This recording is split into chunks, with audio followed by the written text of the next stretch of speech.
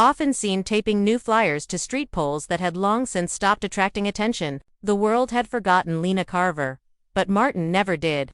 He couldn't, because deep down, beneath the fatigue and heartbreak, he felt something no one else could explain, that she was still out there, waiting to be found. It was a gray, drizzling afternoon in the fall of 2006.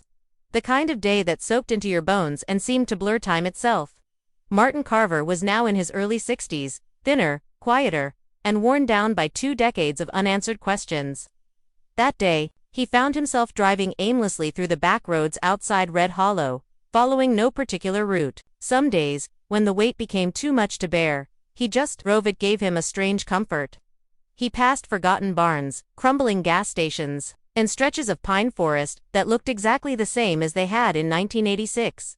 Nothing ever changed out there except him. He pulled into a small town he barely recognized, Glendale, a fading dot on the map about 40 miles from home. He parked beside a rundown antique store called Timeless Junk, a dusty shack with peeling paint and fogged windows covered in handwritten signs.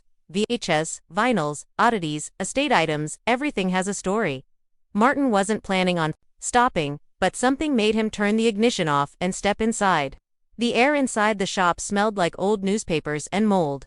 Floorboards creaked underfoot. Items were stacked haphazardly: typewriters, dolls with missing eyes, boxes of keys, records from the 1940s. It was chaos, but oddly peaceful. In the far corner, near a wobbly wooden shelf lined with VHS tapes, something caught Martin's attention. A plain black tape, cracked at the edges, with no label, no markings at all. It sat slightly askew from the rest, as if recently placed.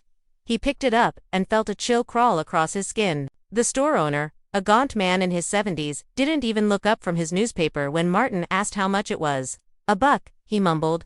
Most of those tapes are old garbage. People don't want them anymore. Martin hesitated for a moment, then handed over the $1. He had no idea why he felt compelled to take that tape home, only that he had to. Back at his house, Martin dusted off an old VCR, one of the few electronics he'd never thrown away. With trembling hands, he pushed the tape in and hit play. For a few seconds, only static filled the screen. He leaned back, disappointed, ready to eject it when the static faded. Slowly, an image emerged: a dim room, a bare mattress on the floor, and a young girl sitting cross-legged in front of the camera. Her hair was tangled, her face thinner, but her eyes were unmistakable. Martin's heart stopped. It was Lena. She was staring straight into the lens. The time stamp in the corner read March 11, 1987, almost a full year after her disappearance. Her voice trembled but was clear. If you're watching this,